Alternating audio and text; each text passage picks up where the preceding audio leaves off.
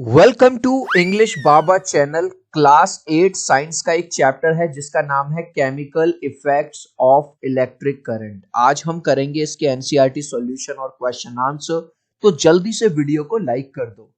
आई hope children आपने video को like कर दिया है और अभी तक चैनल को सब्सक्राइब नहीं किया तो सब्सक्राइब कर दो सो दैट आपको हमारे सारे अपडेट्स मिलते रहे। क्वेश्चन नंबर 1 है फिल इन द ब्लैंक की फॉर्म में। Most liquids that conduct electricity are solution of. Children इस चैप्टर में ये वाली बात हम पढ़ चुके हैं। अगर कोई भी सॉल्यूशन प्योर है, ऑर्गेनिक है, तो उसके अंदर इलेक्ट्रिसिटी फ्लो नहीं होगी। लेकिन अगर उसमें इम्प्योरिटीज मिली हुई हैं, अगर वो सॉल्ट है, बेसिक है, एसिडिक है, उसके अंदर अगर आयंस बन जाएं, आयंस मतलब प्लस नेगेटिव प्लस माइनस, ठीक है, अगर आयंस बन जाएंगे तो उसके अंदर इलेक्ट्रिसिटी फ्लो होगी। तो most liquids that conduct electricity are, solution किसके होंगे? एसिड्स के, ठीक है, बेस के एंड सॉल्ट्स के। Next question, the passage of an electric current through a solution causes. अगर हम एक सॉल्यूशन में, जैसे कि यहां पे एक सॉल्यूशन दिखाई दे रहा है, इसमें अगर हम इलेक्ट्रिक करंट पास करेंगे तो उस इलेक्ट्रिक करंट की वजह से कौन सा इफेक्ट आएगा? केमिकल इफेक्ट आएगा। ठीक है, यही तो चैप्टर का नाम है। देखो, chemical effects of electric current. तो यहां पे आप क्या लिख दोगे? आंसर में लिख दोगे आप chemical.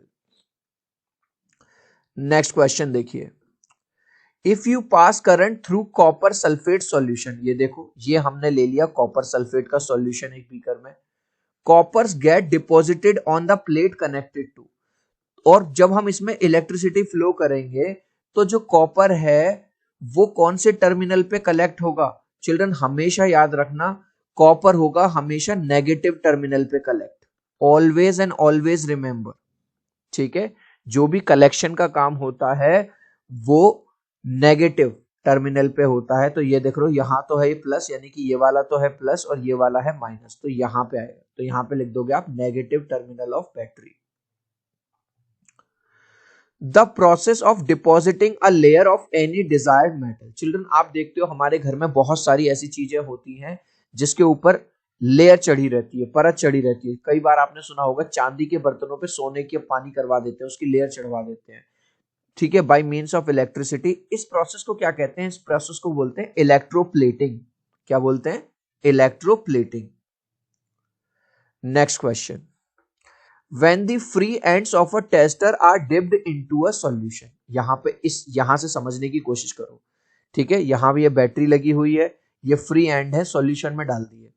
The magnetic needle shows a deflection. Deflection का मतलब क्या होता है? पहले तो ये समझ लो, जो मैग्नेटिक कंपास ये होती है, मैग्नेटिक कंपास के अंदर नीडल होती है जो हमेशा नॉर्थ साउथ की तरफ पॉइंट करती है। जैसे ही हमने जो फ्री एंड्स थे उनको सॉल्यूशन में डाला, ये डिफ्लेक्ट करते हैं। डिफ्लेक्ट का मतलब अपनी जगह से हिलती है। अगर ये हिलेगी कब? जब सॉल्यूशन, जब इस सर्किट के अंदर इलेक्ट्रिसिटी फ्लो होगी। तो इसका मतलब ये क्या है? जो सॉल्यूशन है हमारा वो क्या है? कंडक्टर है, और इस सर्किट के अंदर क्या हो रही है? इलेक्ट्रिसिटी फ्लो हो रही है। तो आंसर क्या लिखोगे? आंसर में बस आप ये वाली बात लिख दोगे, the compass needle shows a deflection. Compass needle, ये देख रहे हो, ये रही कंपास, यहां पे हमने रख दिया, इसके ऊपर से वायरिंग गई है इस तरह से, ऐसे। तो डिफ्लेक्शन इसलिए हो रहा है which concludes that current is flowing through the wire. इसका मतलब ये है कि ये जो वायर है, ये जो वायर है, इनमें करंट फ्लो हो रहा है। और अगर डिफ्लेक्शन ना होता तो इसका मतलब है करंट फ्लो नहीं हो रहा होता, ठीक है। Next, name 3 liquids which when tested in the manner shown in 14.9 may cause the magnetic needle to deflect। अब ये कह रहा है कि इस बीकर में कौन कौन से ऐसे लिक्विड हैं जो हम रखेंगे तो ये डिफ्लेक्ट करेगी। यानी कि अगर क्वेश्चन को घुमा दूं, ये पूछ रहा है कौन कौन से ऐसे लिक्विड हैं जिसमें इलेक्ट्रिसिटी फ्लो करेगी। तो हमने अच्छे से पढ़ चुके हैं, कोई भी अगर एसिड है, कोई भी अगर बेस है, और कोई भी अगर सॉल्ट है, इन तीनों में, इन तीनों सॉल्यूशन में क्या होता है? इलेक्ट्रिसिटी बहुत अच्छे से फ्लो करती है, क्योंकि इसमें आयंस बन जाते हैं। तो आंसर में क्या लिख सकते हो? सॉल्ट वाटर, सॉल्ट है, लेमन जूस हमारा एसिड है, ठीक है, सिट्रिक एसिड होता है, और वेजिटेबल ऑयल। बस 3 वर्ड्स का आंसर है। Next, the bulb does not glow in the setup shown in figure 14.10। हमने पूरा एक सेटअप लगा दिया इस तरह से, यहाँ बैटरी लगा दी, सॉल्यूशन लगा दिया, तार लगा दिया, और यहाँ बल्ब लगा दिया, लेकिन फिर भी हमारा ये बल्ब जल नहीं रहा स्विच ऑन करने पर भी। क्या क्या रीजन हो सकते हैं भाई? पहला रीजन हो सकता है बल्ब भी खराब हो सकता है बल्ब फ्यूज हो, ये भी तो रीजन हो सकता है। दूसरा रीजन ये हो सकता है ये जो सॉल्यूशन है ये हमने ऐसा डाल दिया हो जिसके थ्रू इलेक्ट्रिसिटी कंडक्ट ही ना करे, ये भी रीजन हो सकता है। तीसरा ये हो सकता है जो हमने बैटरी या सेल लगाया है वो पहले से ही डिस्चार्ज हो गई हो। तो काफी सारे रीजन हो सकते हैं, तो लिख दो। पहला रीजन हमने लिख दिया, द बल्ब में बी फ्यूज्ड, हो सकता है ये वाला जो बल्ब है यही खराब हो। दूसरा, द सेल्स में बी यूज्ड अप, जो हमने सेल या बैटरी लगाई वही खराब हो रखे हो। तीसरा, ये जो लिक्विड हमने डाला था, द लिक्विड में बी एन इंसुलेटर, हो सकता है हमने डिस्टिल वाटर डाल दिया हो। डिस्टिल वाटर मतलब प्योर वाटर। अब प्योर वाटर में आयंस बनेंगे नहीं, और जब आयंस नहीं बनेंगे तो इलेक्ट्रिसिटी फ्लो नहीं होगी। तो इसीलिए चिल्ड्रन ये कहा जाता है जो प्योर वाटर होता है बिल्कुल वो इंसुलेटर होता है, उसमें इलेक्ट्रिसिटी फ्लो नहीं करती। लेकिन जो इम्प्योर वाटर है जिसमें अशुद्धियां यानी इम्प्योरिटीज मिली रहती हैं उसमें इलेक्ट्रिसिटी फ्लो करेगी क्योंकि उसमें आयंस बन जाते हैं। Next question, A tester is dipped to check the conduction of electricity through two liquids. दो अलग अलग लिक्विड ले लिए हमने और डाले अपने टेस्टर, ठीक है, labelled A and B. It is found that the bulb of the tester glows brightly for A. तो हमने ये देखा जब हम ए वाले में डालते हैं तो जो बल्ब लगा हुआ है वो बहुत अच्छे से जलता है, और बी वाले में डालते हैं तो थोड़ा डिम जलता है। पहले इस क्वेश्चन को यहां से समझने की कोशिश करो। ये देखो, जब हमने सॉल्यूशन ए में डाला तो हमारा बल्ब देखो कितने अच्छे से जल रहा है कि नहीं जल रहा। लेकिन जब सॉल्यूशन बी में डाला तो हमने क्या देखा कि जो हमारा बल्ब है वो अब अच्छे से नहीं जल रहा। तो इसका मतलब जो सॉल्यूशन ए है वो अच्छा कंडक्टर है और सॉल्यूशन बी पुअर कंडक्टर है। कंडक्टर तो है लेकिन डिम मतलब खराब है, इसीलिए ये डिम जल रहा है। तो आंसर क्या लिख दोगे भैया? Liquid A is better conductor than liquid B, बस खत्म। भाई अगर इसमें वो अच्छा जल रहा है और बी में वो खराब जल रहा है बी में भी, तो बी क्या है? खराब कंडक्टर है और ए जो है अच्छा कंडक्टर है बी से। Next, does pure water conduct electricity? अभी हमने पढ़ लिया भैया प्योर वाटर में कभी भी इलेक्ट्रिसिटी कंडक्ट नहीं होती जब तक कि उसके अंदर कुछ एसिड बेस या सॉल्ट या इंप्योरिटीज ना मिलाई जाए, ठीक है। If not what can we do to make it conducting? अब यहाँ पे देखो, इस वाले इमेज में देख रहे हो यहाँ पे डिस्टिल्ड वाटर लिया गया। जब डिस्टिल्ड वाटर लिया गया तो बल्ब जल नहीं रहा, इसका मतलब इलेक्ट्रिसिटी फ्लो नहीं हो रही। लेकिन जब हमने रेन वाटर लिया या कोई इम्प्योर वाटर लिया तो जलने लग गई। अब उसका रीजन क्या है कि इम्प्योर वाटर या रेन वाटर में कुछ पल्यूटेंट्स मिल जाते हैं जिसकी वजह से आयंस बन जाते हैं, और जब वो प्लस माइनस आयंस बनेंगे तो इलेक्ट्रिसिटी फ्लो करेगी। तो आंसर कैसे लिखोगे? No, pure water does not conduct electricity. Pure water में इलेक्ट्रिसिटी कंडक्ट नहीं होती। But when salt is dissolved in pure water, लेकिन अगर प्योर वाटर के अंदर सॉल्ट डाल दोगे, NaCl डाल दिया आपने, खाने वाला नमक डाल दिया, अब देखो अब ये बल्ब क्या है जलने लगेगा। It conducts electricity. और बार बार चैप्टर में बस एक ही बात हो रही है कि अगर आयंस बनेंगे, प्लस माइनस आयंस बनेंगे तो भैया इलेक्ट्रिसिटी फ्लो होगी, और अगर आयंस नहीं बनेंगे तो इलेक्ट्रिसिटी फ्लो नहीं होगी। Next, in case of a fire, before the firemen use the water hoses, they shut off the main electrical supply for the area. Explain why they do this. अब ये कह रहा है कि भैया अगर किसी घर वर में आग लग गई है और फायरमैन के लोग आ गए, आग बुझाने वाली गाड़ी आ गई, तो ये जो लोग होते हैं जो इलेक्ट्रिकल सप्लाई, मेन जो इलेक्ट्रिकल सप्लाई होती है पूरे घर में पूरी फैक्ट्री में, उसको बंद कर देते हैं। क्यों भाई? देखो, क्योंकि ये पानी का यूज कर रहे हैं। अब ये जो पानी, जिस पानी से ये आग बुझाएंगे, क्या वो डिस्टिल वाटर लेके आएंगे जो कि बहुत महंगा आता है? क्या वो डिस्टिल वाटर लेके आएंगे, बिल्कुल प्योर वाटर लेके आएंगे, या ड्रिंकिंग वाटर लेके आएंगे जो बहुत महंगा पड़ेगा? नहीं, इनका जो वाटर होता है वो प्योर नहीं होता, उसमें इंप्योरिटीज मिली रहती है, ठीक है। और हमें पता है अगर वाटर प्योर नहीं होगा, इंप्योरिटीज होंगी, तो उसके अंदर इलेक्ट्रिसिटी फ्लो होगी क्योंकि वो कंडक्टर बन गया, क्योंकि उसमें आयंस बन जाएंगे। तो समझ में आया? क्योंकि जब ये पानी डालेंगे तो ये वाला पानी इम्प्योर होता है और ये कंडक्टर का काम करता है। इससे क्या हो सकता है, इनको भी करंट लग सकता है और घर में जो लोग हैं उनको भी, इसलिए ये पहले ही इलेक्ट्रिसिटी का जो मेन स्विच है उसको ऑफ कर देते हैं। तो आंसर कैसे लिखोगे? The water used by fireman is not pure water. देखो ये चीज लिखना बहुत जरूरी है क्योंकि ये प्योर वाटर नहीं होता, ड्रिंकिंग वाटर नहीं होता, और जो प्योर वाटर नहीं है वो गुड कंडक्टर होता है इलेक्ट्रिसिटी का। So the fireman shut off the electric supply, इसीलिए वो इलेक्ट्रिक सप्लाई को ऑफ कर देते हैं to save themselves and other from electric shock, अपने आप को भी और दूसरे लोगों को बिजली के झटके से बचाने के लिए। गाइज अभी तक आपने इस वीडियो को एक लाइक नहीं किया है तो आपसे रिक्वेस्ट करूंगा प्लीज एक लाइक कर देना। आपके एक लाइक से एक सब्सक्राइब से बहुत मोटिवेशन मिलता है। मैं 3 तक काउंट करूंगा चिल्ड्रन, प्लीज वीडियो को लाइक कर देना। 1 2 3। आई होप चिल्ड्रन आपने वीडियो को लाइक कर दिया है, चैनल को सब्सक्राइब कर दिया। Thank you guys. Next question देखो। A child is staying in coastal region. अब कोस्टल रीजन क्या होता है? ऐसा रीजन जहां पे समुंदर होता है। जैसे अगर मैं चेन्नई की बात करूं, मुंबई की बात करूं, ठीक है, जहां पे सी एरिया होगा, समुंदर होंगे, ठीक है। तो जो बच्चा वहां पे रह रहा है, test the drinking water and also the sea water with his tester.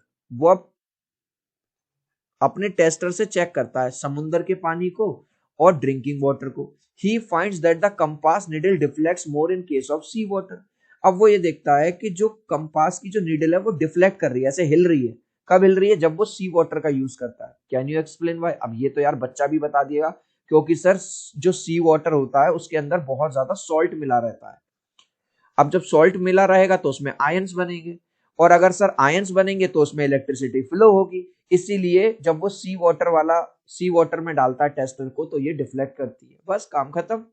तो आंसर कैसे लिख दोगे? The sea water contains a huge amount of salt, क्योंकि सी वाटर के अंदर बहुत सारा नमक मिला होता है। Hence the sea water is better conductor of electricity. भैया वो क्या बन गया? इलेक्ट्रिसिटी का कंडक्टर बन गया। It produces a strong magnetic field. तो जब इलेक्ट्रिसिटी फ्लो होगी तो इसका मतलब जो वायर है उसमें मैग्नेटिक फील्ड भी क्रिएट होगा, और जिसकी वजह से जो हमारी कंपास नीडल है वो डिफ्लेक्ट करती है।